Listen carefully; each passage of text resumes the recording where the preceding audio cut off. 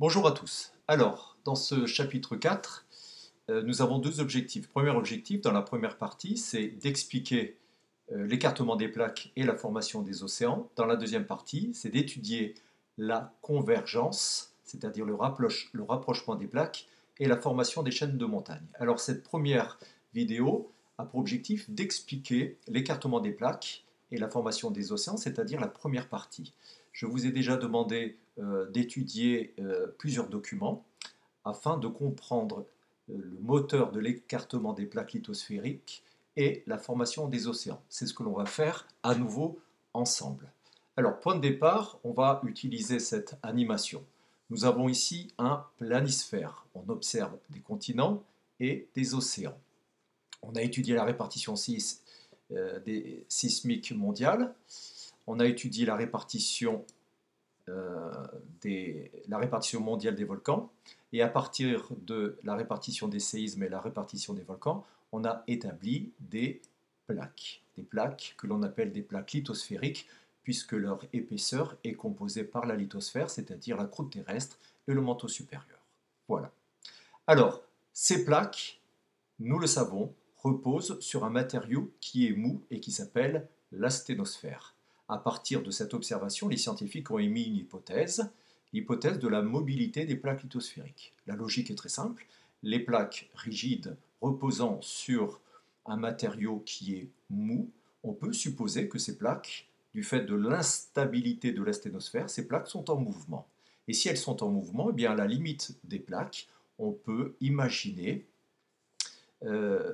soit des mouvements de convergence, c'est-à-dire de rapprochement, soit des mouvements d'écartement, que l'on peut appeler aussi des mouvements de divergence. Ces mouvements, à la limite des plaques, peuvent créer très certainement l'activité sismique et l'activité volcanique. Si on arrive à confirmer cette hypothèse, eh bien on arrivera à prouver l'origine de l'activité sismique et l'activité volcanique que l'on peut observer à la surface de la planète.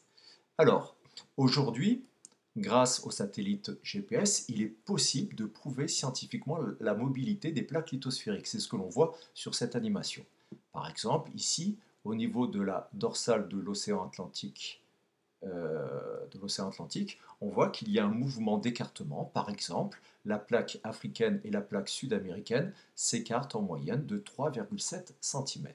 Alors, comment faire pour le prouver? C'est très très simple. Il suffit de mettre des capteurs à la surface de la Terre, et lorsque le satellite passe à la surface de la Terre, il mesure au millimètre près la distance entre les deux capteurs. Donc si on met un premier capteur ici en Amérique du Sud et un autre en Afrique, eh bien on se rend compte qu'au bout d'un an, eh bien, les deux capteurs se sont écartés de 3,7 cm. Et donc on prouve scientifiquement que la plaque africaine et la plaque sud-américaine s'écartent en moyenne de 3,7 cm par an. Donc la mobilité des plaques lithosphériques, elle existe, elle est prouvée scientifiquement, elle est très lente. Alors il existe un moyen mémotechnique, les plaques lithosphériques se déplacent très lentement. On dit qu'elles se déplacent à la vitesse de croissance d'un ongle. Alors on va essayer de comprendre ce qui se passe dans cette région au niveau de l'océan Atlantique Sud. Comment expliquer l'écartement de ces deux plaques? Alors on va prendre ce premier document, on va regarder ici, on voit le continent africain, on voit ici le continent sud-américain, et ici c'est l'océan Atlantique Sud. Alors on a différentes couleurs, ces couleurs nous indiquent l'âge de la croûte océanique. Cette croûte océanique, elle est composée de basalte, et ça c'est le travail des physiciens. Les physiciens, en prélevant ce basalte, ils peuvent le dater, lui donner un âge. Par exemple, tout ce qui est indiqué ici en rouge, c'est du basalte qui est daté de 2 jusqu'à 2 millions d'années. Ensuite, tout ce qui est indiqué ici en jaune clair, c'est du basalte qui est daté entre 2 et 24 millions d'années. Ensuite, en bleu très très clair, eh bien, c'est du basalte qui est daté de 24 à 66 millions d'années, etc., etc. Qu'est-ce qu'on remarque? Eh bien, on remarque qu'au niveau de la dorsale océanique, c'est à ce niveau-là que l'on va retrouver le basalte le plus récent. Et, bizarrement, plus on s'éloigne de la dorsale océanique et plus on se rapproche des continents, eh bien, plus le basalte est âgé. Première remarque. Deuxième remarque, on observe un axe de symétrie. Effectivement, la dorsale océanique que l'on observe ici, eh bien, c'est un axe de symétrie. On a une image qui est inversée de chaque côté de la dorsale océanique. Alors, dans la nature, quand il y a quelque chose qui est bien classé, bien symétrique, ça signifie quelque chose. Là, il faut comprendre ce que ça signifie. On va utiliser la machine à remonter le temps et on va la régler à 24 millions d'années. On suppose qu'on fait un bond en arrière de 24 millions d'années. Eh bien, il y a 24 millions d'années, tout le basalte qui est indiqué ici en rouge et jaune n'existait pas. Donc, il faudrait l'enlever dans ce document. Est-ce que l'on va laisser un trou béant? Pas du tout. Eh bien, il va falloir rapprocher le basalte qui est indiqué ici en gris clair. Eh bien, ça veut dire quoi? Si on rapproche de part et d'autre ce basalte daté de 24 à 66 millions, eh bien, il va falloir rapprocher les deux continents, le continent sud-américain et le continent africain. On va remonter cette fois-ci la machine à remonter le temps à 144 millions d'années. Eh bien, il y a 144 millions d'années, tout le basalte qui compose la croûte océanique de l'océan Atlantique Sud n'existait pas. Ça veut dire que l'océan Atlantique Sud n'existait pas. Ça veut dire aussi que le continent sud-américain et le continent africain étaient reliés en un unique continent que l'on appelle aujourd'hui le Gondwana. De toute façon, ça se voyait, cette observation, elle avait été faite déjà à partir des premières cartes. On remarque que le contour de l'Amérique du Sud vient s'emboîter parfaitement dans le contour du continent africain. Voilà, eh bien, on a fait le film à l'envers, maintenant on va refaire le film à l'endroit. Comment expliquer la fracturation du Gondwana, la formation de la dorsale océanique qui va donner naissance à l'océan Atlantique Sud? On va utiliser le diaporama, celui-ci. On n'a qu'à imaginer ça, c'est il y a 144 millions d'années, c'est le Gondwana vu en coupe. C'est-à-dire ici, la première couche, ça c'est la croûte terrestre, la croûte continentale. Dessous, c'est le manteau supérieur, et dessous, c'est la sténosphère. Je vous rappelle que la croûte terrestre et le manteau supérieur, ça compose la lithosphère. Donc, on a une plaque lithosphérique, c'est celle du Gondwana. Que s'est-il passé?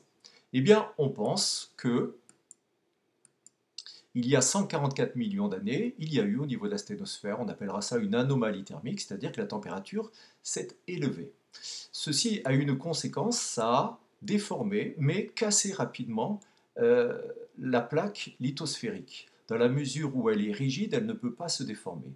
Donc elle s'est cassée. Lorsqu'elle s'est cassée, ça a donné naissance à de gigantesques failles. Et ensuite, on suppose qu'en plein milieu du Gondwana, eh bien, s'est formé un fossé d'effondrement. C'est ce que l'on voit ici. Et par ces gigantesques failles, du magma est remonté. Donc c'est la naissance d'une activité volcanique. Mais c'est surtout la naissance de ce qui sera plus tard la dorsale océanique. Je vous explique le mécanisme qui est très très simple. En fait, lorsque le magma remonte, il doit s'insérer à l'intérieur des failles. Et comme il n'a pas la place, ce magma sous pression va écarter les failles pour pouvoir remonter. Et c'est en écartant les failles qu'il va pouvoir écarter, comme on le voit ici, de part et d'autre, les deux plaques qui sont en train de se séparer. Quand le magma arrive en surface, il refroidit. Et lorsqu'il refroidit, il va donner naissance à une roche, du basalte.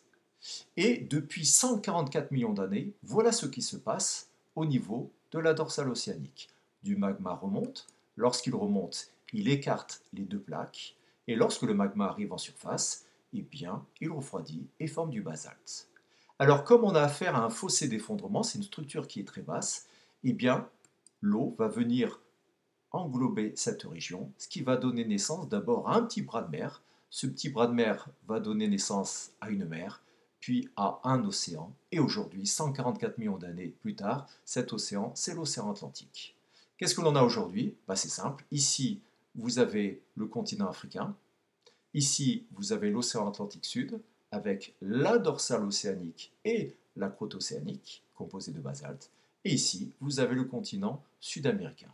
Voilà, on vient d'expliquer la fracturation d'une plaque lithosphérique et ses conséquences, c'est-à-dire la naissance d'une dorsale océanique. Et cette dorsale océanique, on dit que c'est le moteur de l'écartement des deux plaques.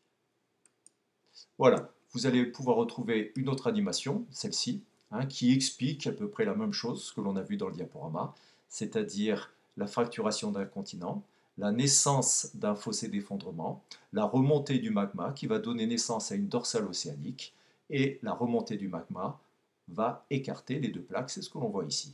Donc ça c'est le continent africain, ici le continent sud-américain, au milieu la dorsale de l'océan Atlantique Sud, et on voit, à la vitesse de la croissance d'un ongle, l'océan Atlantique Sud s'agrandir. Voilà, J'espère que ça vous a aidé pour bien comprendre cette première partie. Je vous ferai une autre vidéo pour bien expliquer la deuxième partie. À très bientôt.